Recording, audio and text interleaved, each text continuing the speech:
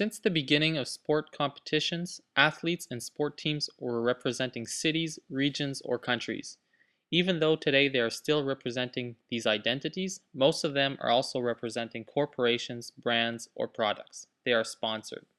In order to have a better understanding of the sport sponsorship phenomenon, we will first look at sponsorship as a relationship between sports and corporations, and then we will look at the influence the media system has on that relationship. Let's take a look at the relationship between sports and corporations.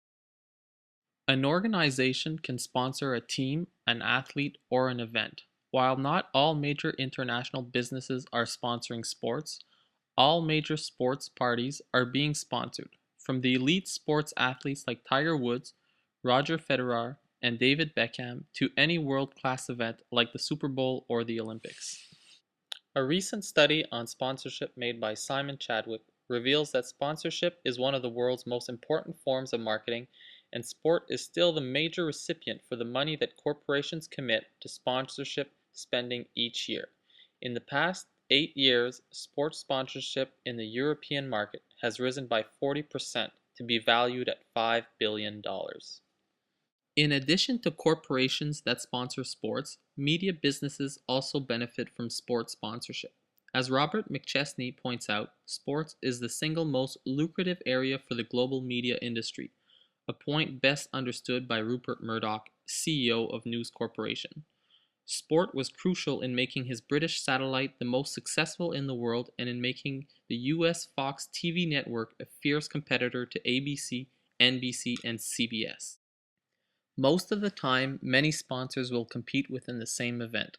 For example, at the latest FIFA World Cup, Adidas was sponsoring the Spanish team who was playing against the Puma-sponsored Switzerland team.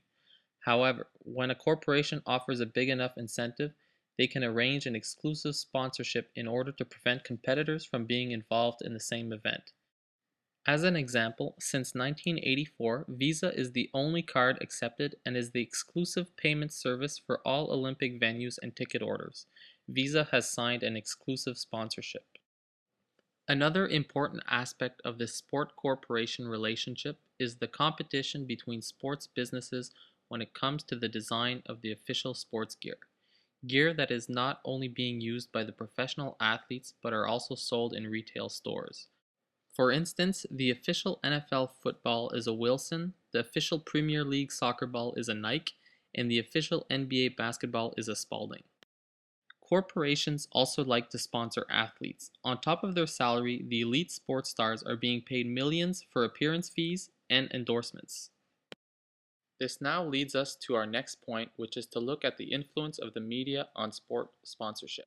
According to Trevor Hartland, senior lecturer at the University of Glamorgan, media has considerably changed the sports culture. From a simple, uncomplicated media exposure opportunity, the media system can now offer a multimedia platform designed to communicate effectively with the ever-changing needs of consumers. In 2008, Abu Dhabi United Group took over Premier League football club Manchester City. Their strategic aim was not to make money out of the club, but rather to use the club's media profile as a space to promote Abu Dhabi as a tourist destination. This example clearly illustrates the sports media corporation triangle that leads to sponsorship. It is at the base of any other sponsorship agreement. John Horn says that media, through their role in shaping patterns of consumption and normalizing the consumer society, are also shaping sports as being a product, a thing our capitalistic society can consume. In other terms, he is saying that each form of media has its own role, but once you put them together, you have a powerful force that only want one thing: having the biggest audience in order to present sports as a product. In a world where you can download anything, you can't download live events, and that is where medias have an even bigger importance, in terms of sponsorship anyways.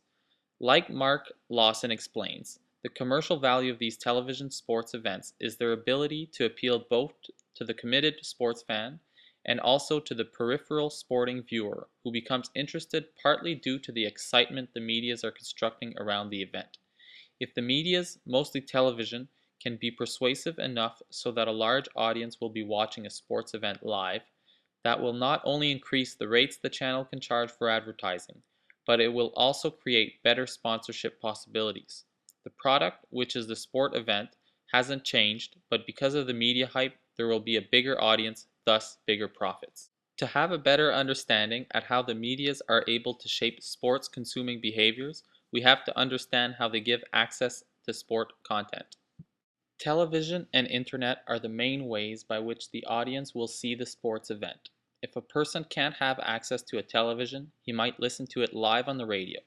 Simultaneously, the results and the highlights of the event are published on the internet, then broadcast on different television and radio news shows, and they are published in the newspapers the next day. Even though the media considers this to be genuine information transmitted to the public, Raymond Boyle argues that it is the narrative descriptive of a sports event that will be remembered to the detriment of what really happens.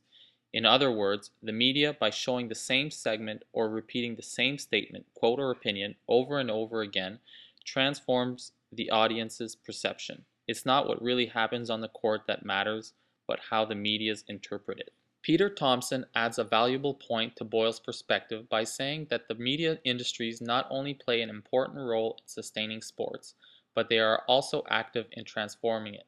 For instance, for some years now, NBC, the American channel tied more closely to the Olympic movement than any other, has influenced the scheduling of Olympic events to ensure advertisers are reaching U.S. peak time audiences. Over time, medias have also transformed sports rules. When the American media system saw that basketball had the potential to compete against baseball and football in terms of popularity, the broadcasters lobbied to change some rules in order to make it more appealing to a wider range of viewers. The introduction of timeouts for television ad breaks, different rules to speed up the action, and overtime periods to ensure a result when the scores are tied are all examples of transformations that most sports, beginning with basketball, have endured to the benefit of the media. Once again, the medias have influenced how the game is played. A video on sports sponsorship wouldn't be complete without a portion dedicated to sports scandals.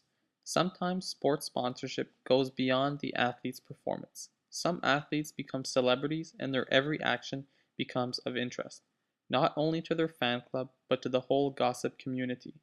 Their reputation is extremely fragile and is not only based on their sports achievements, but also on their personal lives. For example, as we have seen in the recent scandal with Tiger Woods, he is not only seen as an athlete, but also as a cheating husband and a sex addict. Because of that change of image, Accenture, Gillette, and Gatorade have decided to end their sponsorship agreement. Even though those kind of events are widely covered in the media, they are rarely studied by scholars. In a study called Anatomy of a Sports Scandal, David Rowe is one of the rare academics who studied the public scrutiny of sports celebrity and morality. He did so by critically reflecting on three case studies: the drug scandal of the Canadian sprinter Ben Johnson, the bad boy image of the American basketball player Magic Johnson, and the murder trial of the American footballer O.J. Simpson.